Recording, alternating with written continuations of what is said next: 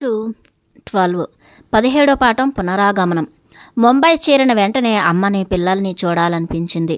సరాసరి తానే వెళ్ళాను. 3 సంవత్సరాలైంది ఇల్లు వదిలి వెళ్ళి. అమ్మకు అమెరికా నుండి ఉత్తరం రాశాను, నేను బాగున్నానని. కానీ అమ్మను చూడాలన్న ఆరాటం నాలో.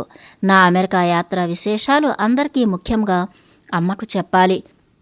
అమ్మకు అమెరికా నుండి ఫోటో ఆల్బమ్ పంపించాను కనుక నా విశేషాలు కొన్ని తనకు తెలుసు. పత్రికల్లో పడ్డ నా ఫోటోలు, వార్తలు, వ్యాసాలు చూసింది. నా పుస్తకం బియాండ్ ది మైండ్ అమ్మకిచ్చాను. అమ్మకు చదువు రాదు. ఫోటోలు చూసి మురిసిపోయింది. అమెరికా, యూరోప్ దేశాల నా మిత్రుల బొమ్మలు చూసింది. నేను ఇంగ్లీషు పుస్తకం రాయడం నమ్మలేని నిజం. నేను ఇంగ్లీష్లో ఉపన్యాసాలు ఇచ్చానంటే అమ్మ అసలు నమ్మలేదు. అయినా ఆమె మోహంలో గొప్ప గర్వం, తృప్తి. సుమతీబెన్ మొరార్జీని కలిసి కృతజ్ఞతలు చెప్పాను. నా పుస్తకం ఒక కాపీ బహూకరించాను. ఇది నా అమెరికా పర్యటన ఫలం. మీకు చాలా రుణపడ్డాను. మీ సహాయ సహకారాలు లేకుంటే నేను అమెరికా వెళ్ళేవాడిని కాను. మీరు దయతో నాకు ఎంతో సహాయం చేశారు. ఎక్కడో అడవిలో ఉన్న నన్ను అమెరికాకు పరిచయం చేశారు. కృతజ్ఞుణ్ణి.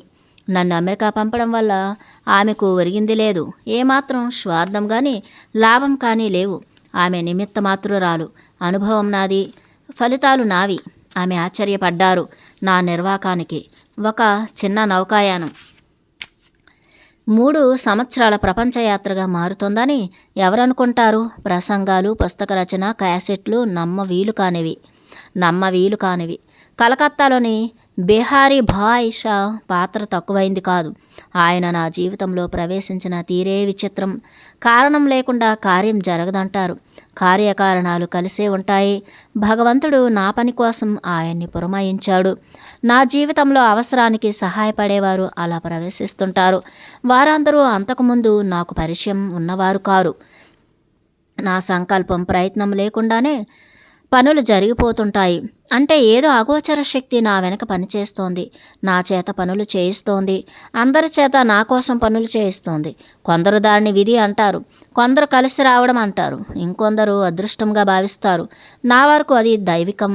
అది అగోచర శక్తి. మనస్సుకు అందనిది, మనసు అందుకోలేనిది. నా అంచనా ప్రకారం ఏదీ ఉత్తినే జరగదు. ప్రతి పని వెనుక విశ్వ సంకల్పం ఉంటుంది. దానికొక ప్రయోజనం ఉంటుంది. మరొక ముఖ్యమైన వ్యక్తి రజ్దా తన కుటీరం నాకు అప్పగించాడు. నా చుట్టూ ఒక బుల్లి ప్రపంచాన్ని తయారు చేసుకునే వీలు కల్పించాడు. నాకు సహాయం చేసిన ప్రతి ఒక్కరి వెనుక దైవ సంకల్పం ఉంది, దివ్య ప్రేరణ ఉంది, అగోచర ప్రయోజనం ఉంది. కొన్ని రోజులు ముంబైలో గడిపి మహాబలేశ్వర్ చేరాను. జునిటా నాతోనే వచ్చింది. చాలా కాలం తర్వాత తిరిగి నా కుటీరంలో అడుగుపెట్టాను.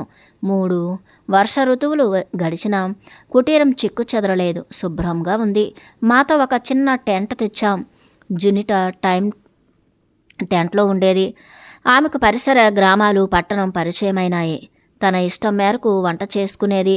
డ్రీమ్ ల్యాండ్ హోటల్ నుంచి రేణుబెన్ రామ్నిక్ భాయ్ మాకు భోజనం పంపే ఏర్పాటు చేశారు. జునిటా భారతీయ మెనూకు అలవాటు పడ్డది. ఇక్కడ శీతల వాతావరణం ఆమెకు నచ్చింది. 2 నెలల తర్వాత ఆమె కాలిఫోర్నియా వెళ్ళిపోయింది. మహాబలేశ్వర్లో అన్ని రోజులు గడిపిన మొదటి అమెరికన్ ఆమె. మేము వచ్చిన కొద్ది రోజుల్లో అమెరికా నుండి బియాండ్ ది మైండ్ పుస్తకాలు వచ్చాయి.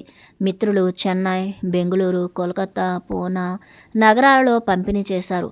పుస్తకం అందరికీ నచ్చింది. అంతకన్నా నా సిద్ధాంతం నచ్చిందంటే బాగుంటుంది. పత్రికలు మంచి సమీక్షలే ప్రచురించాయి. పుస్తకాల షాపు వాళ్ళు అమ్మి పెట్టడానికి అంగీకరించారు. మరికొన్ని ప్రతులు పంచమని బ్రెండ్ లారాలకు ఉత్తరాలు రాశాం. వచ్చిన పుస్తకాలన్నీ వెంటనే అయిపోయాయి. నా సిద్ధాంతం రమణ మహర్షి భక్తుల్ని బాగా అలరించింది. మౌంటైన్ పాత్ రమణాశ్రమం వారి పత్రిక చక్కగా సమీక్షించింది.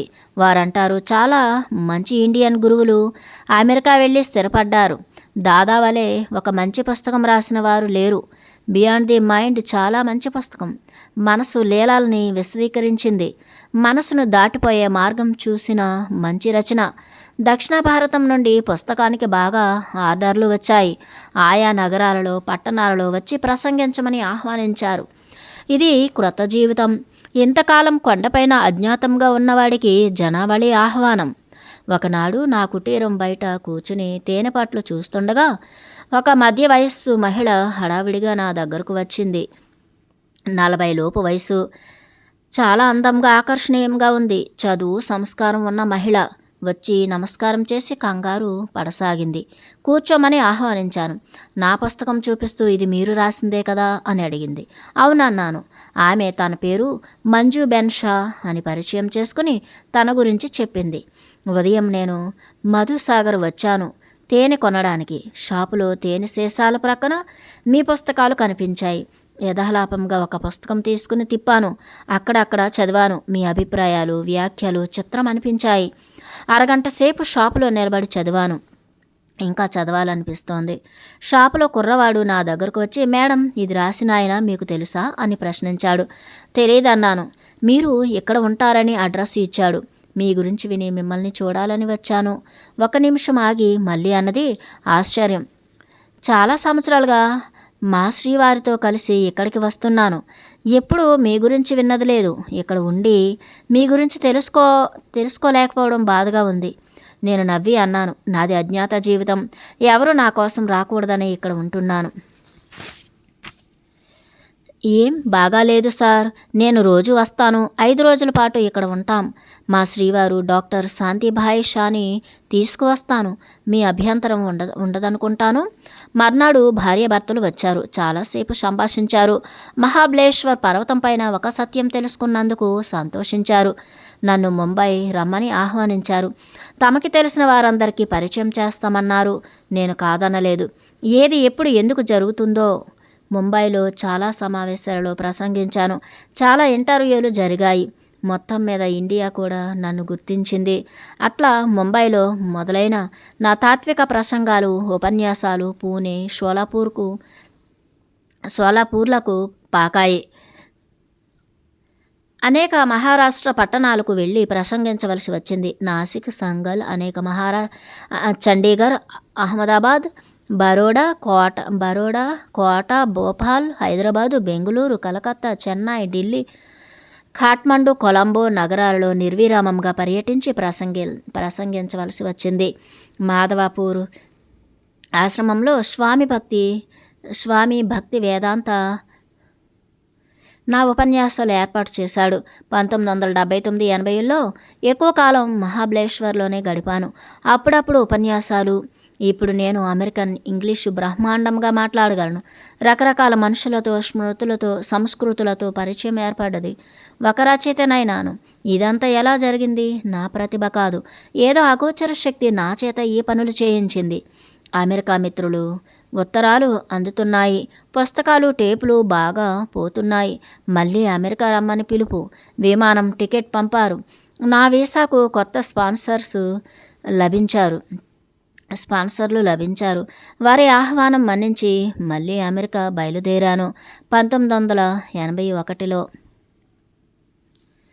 18వ పాఠం, 2వ పుస్తకం కథ. 1981 ఆరంభంలోనే మళ్ళీ అమెరికా ప్రయాణం. అభిమానులు ముంబై విమానాశ్రయానికి వచ్చి వీడ్కోలు చెప్పారు. ఈసారి 3 సంవత్సరాలు ఉండిపోవద్దని, వీలైనంత తొందరగా తిరిగి రమ్మని 3 సంవత్సరాలు ఉండిపోవద్దని, వీలైనంత తొందరగా తిరిగి రమ్మని అభ్యర్థన. అలాగే అన్నాను. విమానం లండన్ మీదుగా 24 గంటలు ప్రయాణించింది.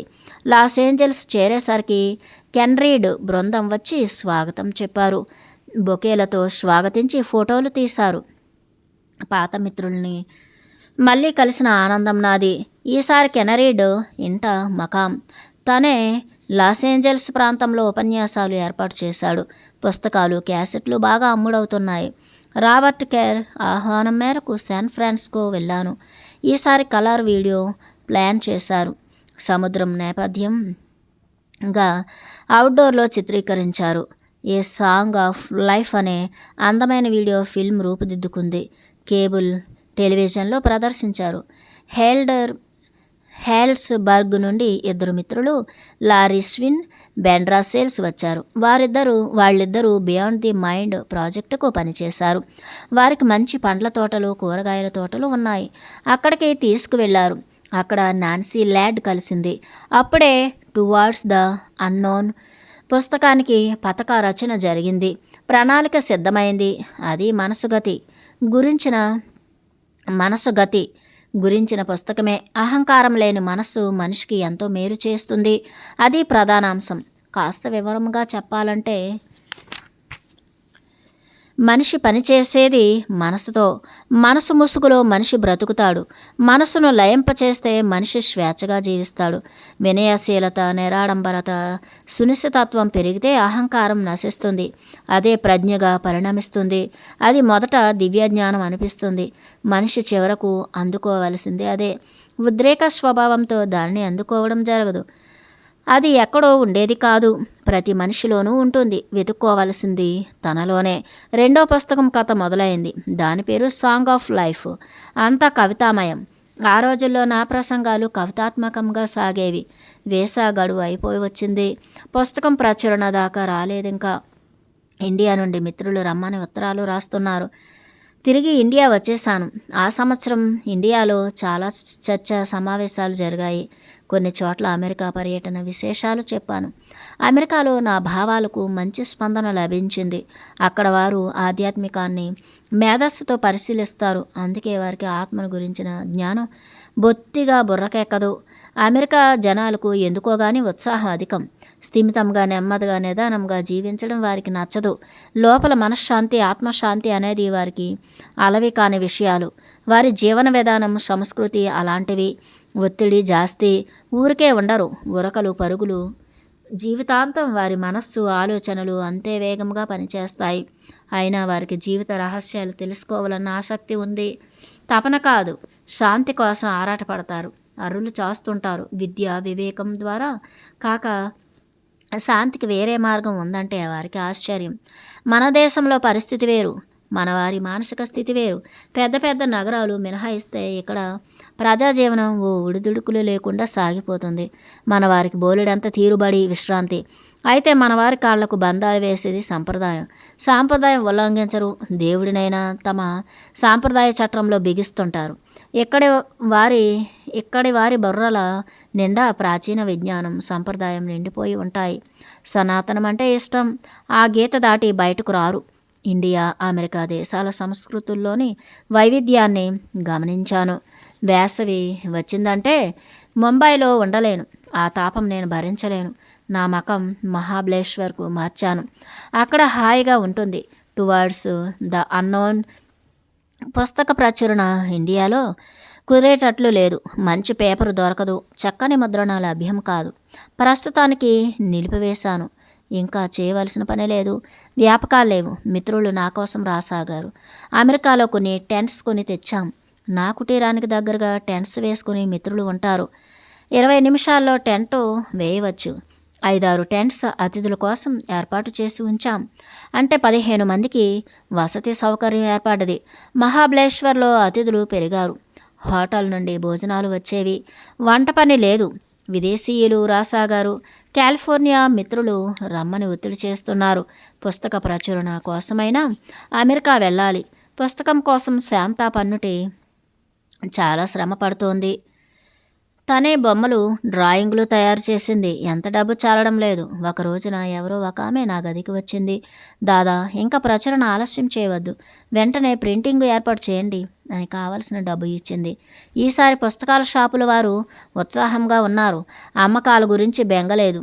ఎటొచ్చి పుస్తకం అచ్చువేయడం ఒక్కటే ఆలస్యం. అమెరికాలో పుస్తకం అచ్చువేయడం అంటే ఒక పెద్ద భారీ ప్రయత్నం, భారీ వ్యాపారం.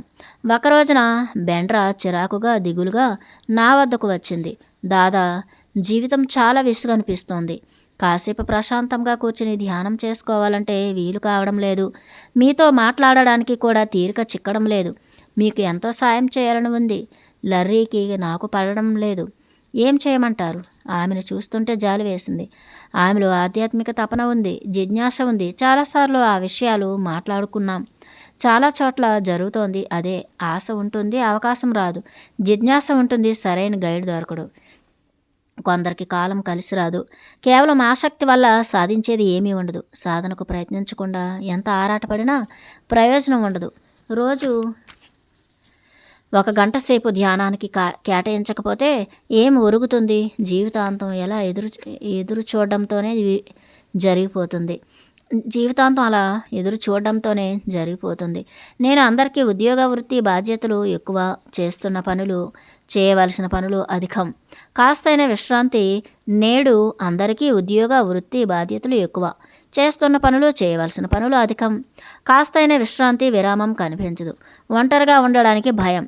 కళ్ళు మూసుకుని ధ్యానించడానికి భయం. భయం వల్ల పనులు కల్పించుకుంటారు. ఉదయం లేచింది మొదలు రాత్రి పడుకునే వరకు తీరిక లేకుండా ఉంటారు. తమ పిల్లల్ని అలాగే తయారు చేస్తారు. బిజీగా ఉండడమే జీవితం. అదే భ్రమలో బ్రతుకుతున్నారు అందరూ. ఒంటరితనం 2 విధాలు. ఒకటి ఏకాంతం కోరడం, రెండవది ఏకాకిగా బ్రతకడం. ఒకటి భౌతికంగా ఒంటరి కావడం, రెండవది మానసికంగా ఏకాంతం కావడం. మనిషి శబ్దాన్ని భరించగలిగినంతగా నిశ్శబ్దాన్ని భరించలేడు. నిశ్శబ్దం అంటే భయం. ఒంటరిగా ఉండడానికి భయం. పనులు మానాలి, వృత్తులు మానాలి, ఆలోచనలు విరమించాలి. నిరంతరం పరిశ్రమించే వారి శరీరం, మనస్సు విశ్రాంతిని ఆశిస్తాయి. తీరిక లేకుండా పనిచేయడమే జీవిత గమ్యమా? ఇక్కడ ఒక విషయం గమనించాలి. ఒంటరితనం అంటే చేసే పనులు అన్నింటినీ వదిలిపెట్టడం కాదు, ఒత్తిళ్ల నుండి విముక్తం కావడం, పరిసరాల ప్రభావాలకు లోను కాకుండా ధైర్యంగా నిలబడడం. అప్పుడు ఆత్మ ఉనికి తెలుస్తుంది. ఆత్మ ప్రస్థానం మొదలవుతుంది. ఆత్మ ప్రాముఖ్యత తెలుస్తుంది. అప్పుడు ఆత్మ సాక్షాత్కారం అయినట్లే. ఆత్మ దర్శనం అయితే శరీరం మీద వ్యామోహం తగ్గుముఖం పడుతుంది. పూర్తిగా నశిస్తుందని కాదు, తగ్గుతుంది.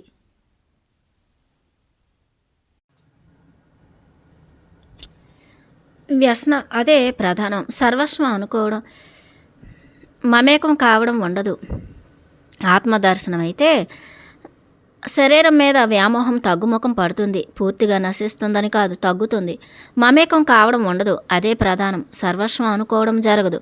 అంటే వ్యాపకాలు, వ్యావృత్తులు, వ్యసనాలు తగ్గుముఖం పడతాయి. ఒత్తిళ్ళు ఉండవు. పెద్దగా ఆలోచించవలసిన అవసరం ఉండదు. అది స్వచ్ఛంద జీవన తరంగం, స్వేచ్ఛ జీవన ప్రబంధం. అలా ఏకాంతంగా ఉన్నప్పుడే ఆంతర్యం వికసిస్తుంది, ఆధ్యాత్మికత పరిమళిస్తుంది, సంయమనం ఏర్పడుతుంది, ఆత్మకు రక్షణ కలుగుతుంది. నిర్భయం అంటే అంతా ఆనందమే.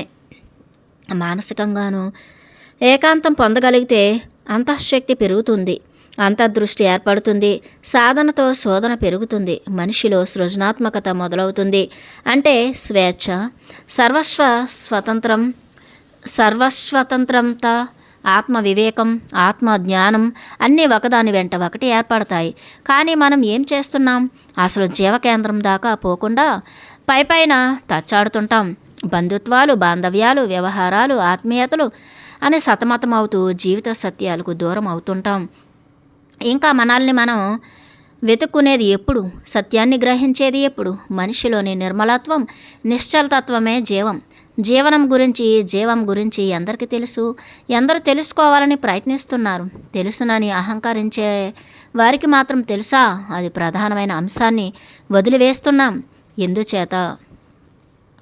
అతి ప్రధానమైన అంశాన్ని వదిలివేస్తున్నాం. ఎందుచేత? మనిషి అంతరంగంలో, హృదయం లోతుల్లో అద్భుత శక్తులున్నాయి. అంతులేనంత సృజనాత్మకత ఉంది. ఆ విషయమే మనకు తెలియదు.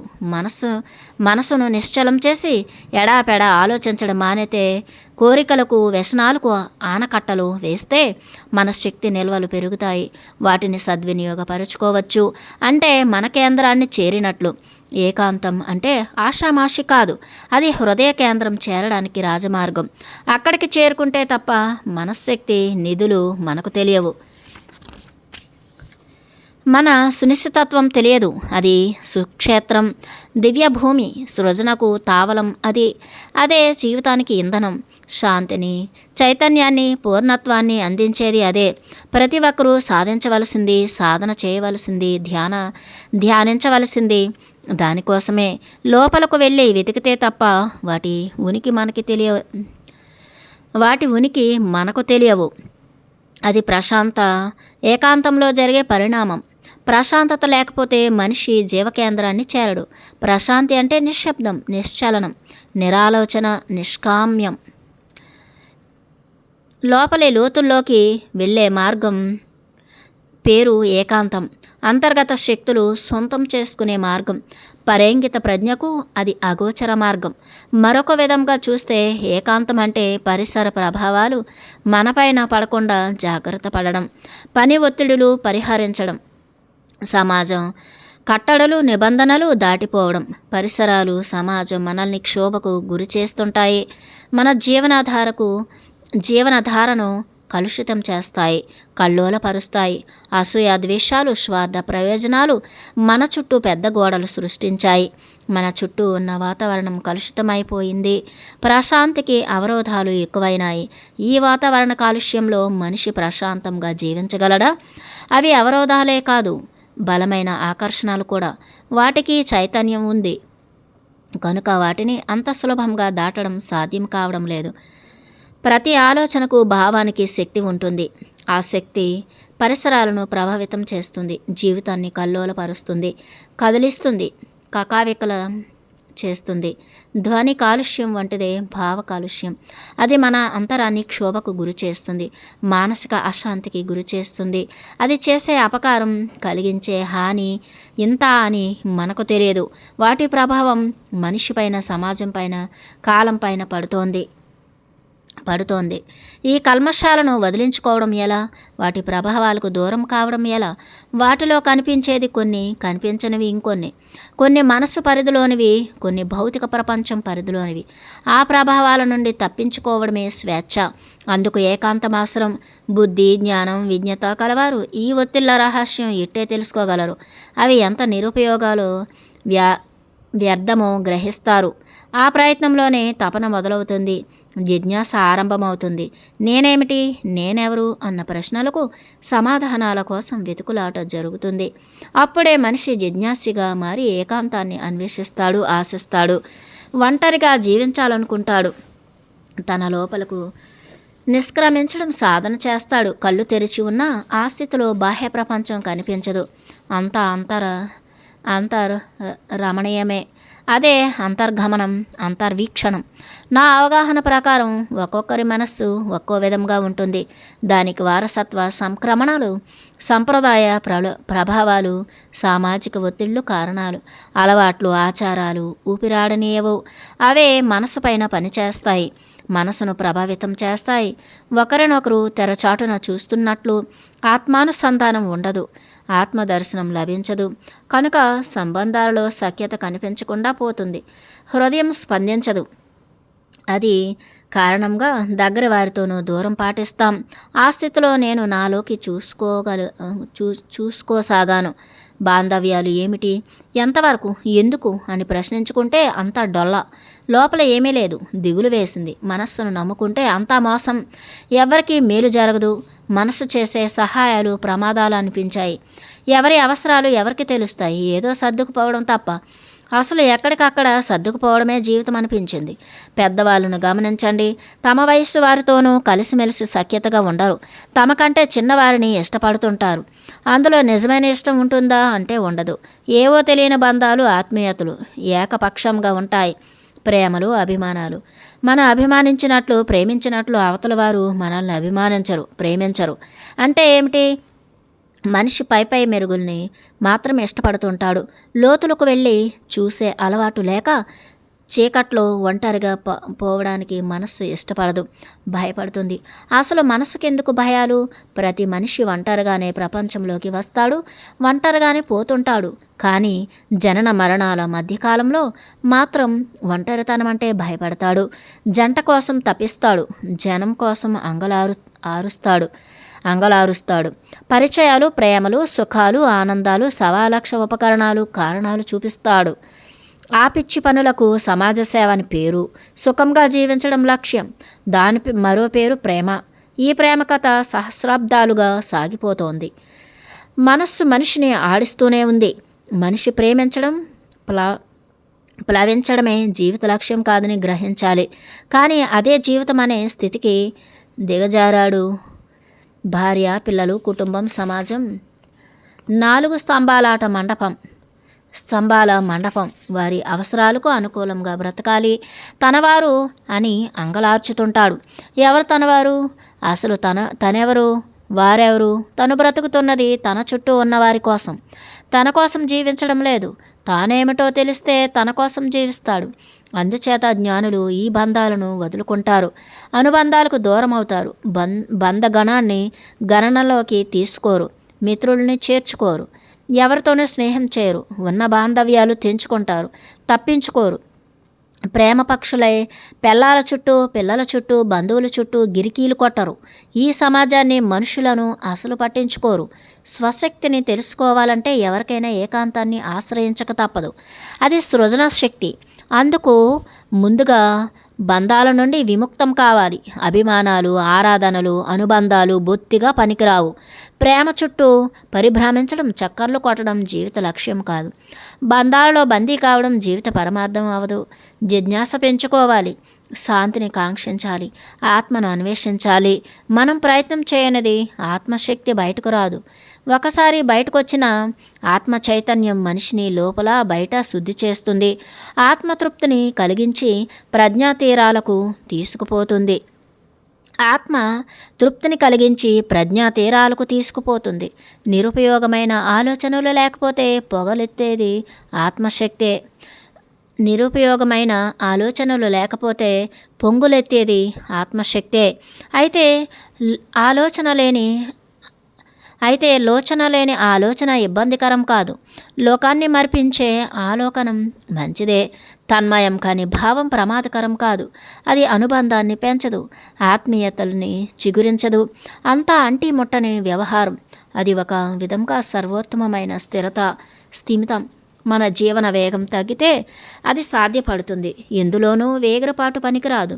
ఏకాంతం, ఆలోకనం, గమనిక భావాతీత ప్రజ్ఞకు బాటలు వేస్తాయి. అది తురీయం. ఆ స్థితిలో సంయమనంలో విశ్వచేతన అనుభూతికి అందుతుంది. విశ్వశక్తి మనకు అందుబాటులో ఉంటుంది. మనలో అంటే మనసులో సంకుచితత్వం ఉండకూడదు, స్వార్థం ఉండదు. అన్నింటి నుండి స్వేచ్ఛ లభిస్తుంది. అది అసలైన ప్రేమకు వారధి. మన ప్రజ్ఞ మానవతను మేల్కొల్పుతుంది. మనం నవయుగానికి, నవజీవనానికి వైతాళికులం కాగలం, అవుతాం. 19వ పాఠం స్వదేశ సందర్శన. 2వ పుస్తకం ప్రచురణ జరిగింది. ఆ ఉత్సాహంతో ఇండియాకు తిరిగి వచ్చాను. అమెరికాలో పుస్తకం పనులు, ప్రసంగాలు, ఇంటర్వ్యూలతో అలసిపోయాను. వెంటనే ఇంటికి వెళ్ళి అమ్మను పరామర్శించాను. టువర్డ్స్ ద అన్నోన్ పుస్తకం కవితాత్మకంగా ఉన్న పాఠకులు ఆదరించారు. ముంబైలో ఉండగా మంజు బెన్ షా వచ్చి ఉత్తర భారత పర్యటన కార్యక్రమం చెప్పింది. తన స్నేహితుడు శరద్ మెహతా స్పాన్సరర్ జమ్మూ కాశ్మీరం వరకు ప్రయాణం. హిమాలయ అరణ్యాలలో ఎక్కడో మంచి కర్పూరం ఫ్యాక్టరీలు ఉన్నాయట. అక్కడ పనిచేస్తున్న ఉద్యోగులని కలవాలని ఆయన ప్లాను. కర్పూరం తయారీ చాలా కష్టమైన పని. అక్కడ అరణ్యాల మధ్య పట్టణాలు ఏర్పడ్డాయి. అంత సుదూర ప్రాంతాలలో అరణ్యాల మధ్యన పనిచేసేవారిని కలవాలని నాకు అనిపించింది. మీటింగులకు వచ్చిన వారంతా విద్యావంతులే. కొందరు ల్యాబ్స్లో పనిచేసే సైంటిస్టులు. వారి జీవిత విధానం చిత్రంగా ఉంటుంది. అందరిలో కలిసి ఉన్నా ఒంటరిగా ఉన్నట్లే. ఎందుకంటే బయటి ప్రపంచంలో వారికి సంబంధం ఉండదు. అయినా ఉత్సాహంగా, సృజనాశీలంగా, క్రియాత్మకంగా పనిచేస్తారు. వివేకం గురించి వారితో ముచ్చటించాను. క్రియాత్మకత గురించి బోధించాను. వారం రోజుల్లో చాలామందితో డైరెక్టుగా సంభాషించే అవకాశం కలిగింది. నేను ప్రశ్నించాను, నిత్య జీవితంలో మీకు సైన్స్ ఎంతవరకు ఉపయోగం? సైంటిఫిక్గా జీవిస్తున్నారా? మీ శాస్త్రజ్ఞానం డిగ్రీలతో ఆగిపోయింది. తర్వాత ఉద్యోగం, అంతే కదా. జీవనతత్వం అర్థం చేసుకోవడానికి శాస్త్రీయ దృక్పథం, అవగాహన అవసరం. మనం వ్యక్తిగత జీవితం గురించి తెలుసుకోవాల్సింది ఎంతో ఉంది. మీ యాంత్రిక జీవితంలో క్రియాశీల జీవిత విలువల్ని పట్టించుకోరు. మా సంభాషణల్లో కొందరు ఆసక్తి కనపరిచారు. వారి దృక్పథంలో మార్పు వచ్చింది. నాకు పర్వతాలంటే ఇష్టం. కలకత్తా ప్రసంగాల తర్వాత డార్జిలింగ్ వెళ్ళాలని యోచించాను. డార్జిలింగ్ ప్రకృతి పరంగాను, జీవనపరంగాను సమున్నతం. గొప్ప విహార ప్రదేశం. అక్కడ నుండి చూస్తే ఎవరెస్ట్ శిఖరం కనిపిస్తుందంటారు. ఆ అవకాశం జీవితంలో లభించడం కష్టం. కలకత్తా నుండి ఒక మిత్రుడు నాతో బయలుదేరాడు. హిమాలయ సౌందర్యాలు మహాద్భుతంగా ఉన్నాయి. మంచు దుప్పట్లు కప్పుకున్న పర్వత సానువులు, సూర్యకిరణాలు పడి మెరిసే శిఖరాలు.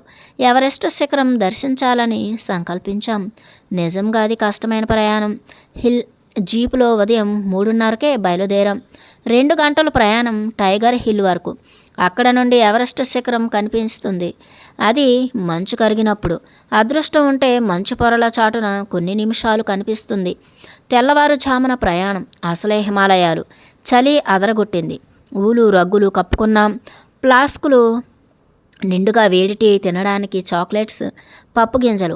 2 గంటల తర్వాత దట్టమైన అరణ్యంలో ఒకచోట జీపు ఆపి అక్కడి నుండి చూడమన్నాడు గైడ్. అరగంట తర్వాత పొగమంచు విచ్చుకున్నది. మంచు కరిగిన వెంటనే బంగారం రంగులో ఎవరెస్ట్ దర్శనమిచ్చింది. నా చిరకాల స్వప్నం ఫలించింది. వెళ్ళిన 8 మంది ఆనంద తాండవం చేశారు. వేడివేడి టీ తాగి సెలబ్రేట్ చేసుకున్నాం. హోటల్కి తిరిగి వచ్చాక అనిపించింది, ఎవరెస్ట్ శిఖరాన్ని ఎవరు కొలవగలరు? అక్కడికి వెళ్ళడానికి ఎంత ఆత్మబలం కావాలి? జీవితంలో ఏ రంగంలో శిఖరాన్ని చేరాలన్నా ఆత్మశక్తి అవసరం, పట్టుదల ఉండాలి. ఎంతమంది జీవిత శిఖరాల్ని చేరగలుగుతున్నారు? జనం ఎందుకు అలాంటి సాహసాలకు పూనుకుంటారు? ఆలోచించాను. అసలు వారి ఉత్సాహమే శిఖరాలకు చేర్చుతుంది. పట్టుదల, క్రియాశీలత సహకరిస్తాయి. మనిషికి ఉత్సాహమే ప్రాణం. పట్టుదల విజయ శిఖరాలకు చేర్చుతుంది. కొందరే విజయం సాధిస్తారు, మిగిలిన వారు దిగువ స్థాయిలో ఆగిపోతారు లేదా ఓడిపోతుంటారు. అయితే అపజయంలోనూ విజయ కాంక్ష ఉంటుంది, లక్ష్యం ఉంటుంది. సాహసం చేయని వారు ఎప్పుడూ క్రిందనే ఉండిపోతారు. అతీత మనస్కులు కాకుండా, సాహసం చేయకుండా ఎవరు తమ ఆంతర్యాన్ని తెలుసుకోలేరు. జీవితంలో చేరవలసిన శిఖరం బయట ఉండదు, మనలోనే ఉంటుంది, లోపలనే ఉంటుంది. అది తెలుసుకోవడమే శిఖరారోహణం. అది జ్వాల, అంతర్జ్వాల. ఆ శిఖరం చేరడానికి కావలసింది అద్భుతమైన సంకల్ప బలం, చిక్కు చెదరని దీక్ష ఉండాలి, విప్లవ చైతన్యం ఉండాలి పుష్కలంగా. కొందరు మానసికంగా ఎదుగుతారు. ఆ తర్వాత ఒక సుముహూర్తంలో అంతరాత్మ పిలుపు వినిపిస్తుంది. అక్కడ నుంచి లోపలకు పరుగు తీస్తారు, గమ్యం చేరుకుంటారు. జీవితంలో ఏది సాధించాలన్నా తపన ఉండాలి, పట్టుదల సడలకూడదు. అనవసరంగా కొన్ని కోరికలకు, వ్యసనాలకు శక్తిని ఖర్చు చేస్తుంటారు. శక్తిని వృధా చేయకూడదు. పొదుపు చాలా అవసరం. అదే అతీంద్రియ శక్తిగా పరిణమిస్తుంది. అప్పుడు ఏ శిఖరమైనా సులభంగా చేరవచ్చు. హృదయమే కైలాసం అవుతుంది. హృదయ కేంద్రమే ఎవరెస్ట్ అవుతుంది. ఎలాంటి ప్రతికూలత, ప్రతిఘటన ఉండదు. అయితే మన సంకల్పాన్ని, లక్ష్యాన్ని ఆత్మదిశగా మరల్చాలి. నిజానికి అది ఏమాత్రం శ్రమ కాదు. మనసును లక్ష్యం పైన పెట్టి మనసును దాటిపోవాలి అంతే. ఎవరెస్ట్ శిఖరారోహణం కోసం ఎందరో ప్రయత్నించారు. ఎడ్మండ్ హిల్లరీ, హెర్బర్ట్ టెంజింగ్లు మాత్రమే విజయం సాధించగలిగారు. హోటల్ మేనేజర్ చెప్పాడు. టెంజింగ్ ఆ దగ్గరనే ఉంటాడని. వెళ్ళి అతన్ని కలిశాను, మాట్లాడాను, అడిగాను. ఎవరెస్ట్ శిఖరారోహణ చాలా కష్టం కదా, మీరెలా విజయం సాధించారు? హెర్బర్ట్ టెంజింగ్ అన్నాడు, కష్టాలు తప్పవు. అడిగాను, ఎవరెస్ట్ శిఖరారోహణ చాలా కష్టం కదా, మీరెలా విజయం సాధించారు? టెంజింగ్ అన్నాడు, కష్టాలు తప్పవు. ఎవరెస్ట్ ఆరోహణలో 30 పౌనులు బరువు కోల్పోయాను. చేస్తున్నది సాహసం కనుక ఉత్సాహం తగ్గదు. అతనిలో పట్టుదల, ఉత్సాహం తగ్గలేదు. ఎంతో వినయంగా, నిరాడంబరంగా ఉన్నాడు. ఒక గొప్ప వ్యక్తిని కలుసుకున్న సంతృప్తిని నాకు కలిగింది. హిమాలయ సౌందర్య దర్శనం తర్వాత కలకత్తాలో మిత్రుడి ఇంటికి చేరాం. ముంబై నుండి శైలేంద్ర తివారీ నా కోసం వచ్చాడు. ఢిల్లీ వెళ్ళాలి. ముందుగా నేపాల్ ప్రయాణం పెట్టాడు. కాఠ్మండు గొప్ప ఆధ్యాత్మిక కేంద్రం. 3 రోజులకు ముందుగానే హోటల్ బుక్ చేశాడు. ఎత్తైన పర్వతాలపైన విమాన ప్రయాణం హాయిగా అనిపించింది. నేపాల్ ఎయిర్పోర్ట్ చాలా చిన్నది. కస్టమ్స్ గొడవలేదు. గేటు దాటగానే నలుగురు వచ్చి బొకేలిచ్చి స్వాగతం చెప్పారు. నలుగురు కాషాయ బట్టలు ధరించి ఉన్నారు. పొరపాటున నన్ను స్వాగతిస్తారనుకున్నాను. కాదు, నా రాక గురించి తెలుసుకునే వచ్చారు. వారి ఆశ్రమానికి ఆహ్వానించారు. హోటల్కు వెళ్ళవద్దని వారి పట్టుదల కాదనలేక వారి ఆశ్రమానికి వెళ్ళాను. 3 రోజులు అనుకున్నది అక్కడ 10 రోజులు ఉండవలసి వచ్చింది. చాలా మీటింగులు, ఇంటర్వ్యూలు ఏర్పాటు చేశారు. వారే కాఠ్మండు అంతా తిప్పి చూపించారు. అక్కడి నుండి ఢిల్లీ వచ్చాం. ఢిల్లీలో డాక్టర్ రాధాకృష్ణన్ కలిశాను. కాంగ్రెస్ జనరల్ సెక్రటరీ శంకర్రావు దేవ్ని కలిశాను.